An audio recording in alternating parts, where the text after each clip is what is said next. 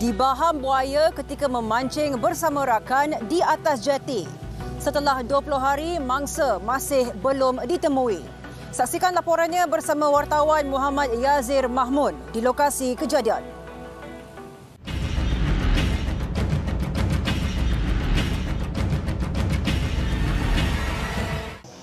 Harapanku semoga dia akan timbul supaya saya dapat jumpa dia. Begitulah harapan ibu kepada mangsa serangan buaya di Kampung Rampayan Laut, Kota Belud, Sabah. Pada malam 22 September lalu, mangsa Yusri Dulpi, 20 tahun, dilaporkan dibaham buaya di jeti Mantanani Paradise ketika sedang memancing bersama rakannya. Sewaktu kejadian pada jam 10.30 malam, mangsa dilaporkan sempat memberitahu rakannya kemunculan reptilia itu sebelum dia dibaham. Menurut abang mangsa, saya punya adik itu saya nampak itu selipar saja dibawa. Lepas tu saya tanya yang saya punya sepupu tu, saya bilang di mana dia? Dia bilang ada, pernah panggil lagi dia bilang jam buaya, dia bilang. Terus tiada. Saya bilang kau balik ambil kunci, kita cari dia. Lepas tu jam 10 menit kami cari, tiada. Saya bilang kau turun, kita pergi balai polis, dia bilang. Kau ikut buat laporan ya. Ekoran laporan yang dibuat keluarga mangsa, satu operasi mencari dan menyelamat digerakkan bagi mengesan mangsa di sekitar Sungai Rampayan. Operasi SAR itu melibatkan pelbagai agensi diketuai Ketua Polis Daerah Kota Belud. Kru 999 berada di jeti Mantanani Paradise yang mana mangsa memancing di jeti ini telah dibaham seekor buaya dan ditarik ke sungai.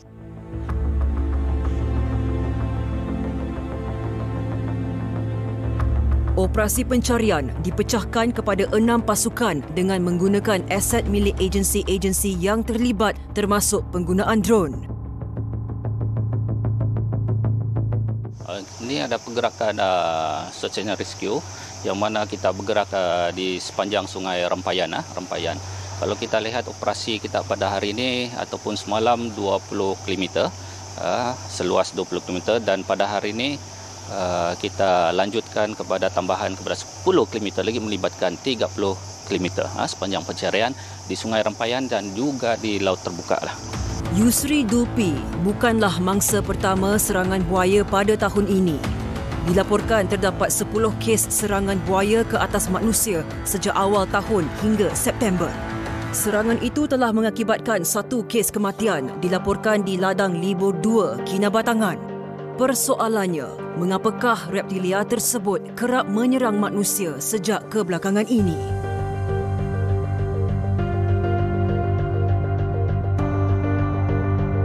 Kru 999 berkunjung ke Ibu Pejabat Jabatan Hidupan Liar Sabah bagi mendapatkan penjelasan daripada pengarahnya.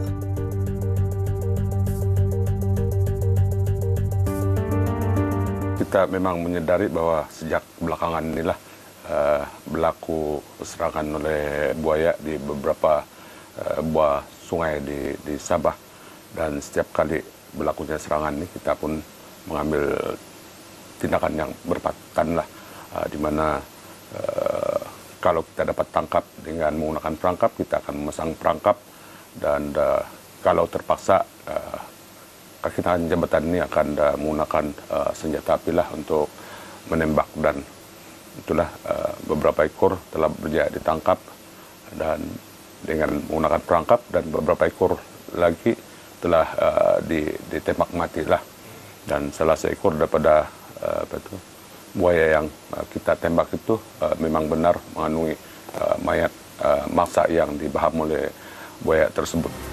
Beliau menambah, kajian yang dijalankan oleh pihaknya sejak 2 tahun lalu mendapati populasi buaya tidak meningkat, malah stabil sejak 20 tahun. Namun, apakah punca reptilia itu kerap menyerang manusia seawal tahun ini? Sebenarnya kita pun tidak faham sepenuhnya mengapa buaya ini menyerang manusia. Kemungkinan pertama ialah makanannya kurang disebabkan oleh pembangunan. Kawasan-kawasan tepi sungai pun dibersihkan, jadi kemungkinan tidak ada haiwan yang menjadi mangsa buaya ini. Jadi dia terpaksa makan juga dan membaham apa yang di dalam kawasan habitat mereka lah, termasuk manusia. Kedua, mungkin salah identiti. Kita tidak tahu sama ada buaya ini dia anggap mungkin binatang tetapi sebenarnya manusia. Jadi itu yang berlaku lah sehingga berlaku serangan. Dan kita tahu juga lah ada di antara mangsa ini yang ditemui dan ada juga yang tidak ditemui. Kejadian serangan buaya di Jeti Mantanani Paradise, Kampung Rampayan Laut Kota Belud adalah contoh kes mangsa dibaham buaya yang masih belum ditemui. Operasi pencarian membabitkan Polis Diraja Malaysia, Jabatan Bomba dan Penyelamat, Jabatan Pertahanan Awam, Jabatan Hidupan Liar Sabah, Pasukan Gerakan Udara, Polis Marin serta penduduk kampung telah dilancarkan selama 8 hari. Namun, mangsa masih gagal ditemui. Pada 29 September jam 5 petang, operasi mencari mangsa ditamatkan.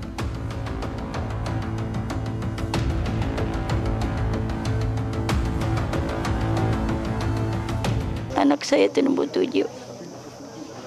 Umurnya baru 20 tahun. Jadi dialah tulang belakang kami. Dialah jaga bagi kami, nafkah untuk jaga kami, aku dengan bapaknya serta neneknya, sebab dia masih bujang. Mungkin itu sudah ketentuan ilahi. Memang aku pasrah, tapi aku mohon supaya dia akan timbul balik. Itu permintaanku sama Allah Subhanahu wa Ta'ala. Operasi mencari akan dibuka semula sekiranya mendapat petunjuk atau maklumat baru. Laporan Muhammad Yazir Mahmun, 999.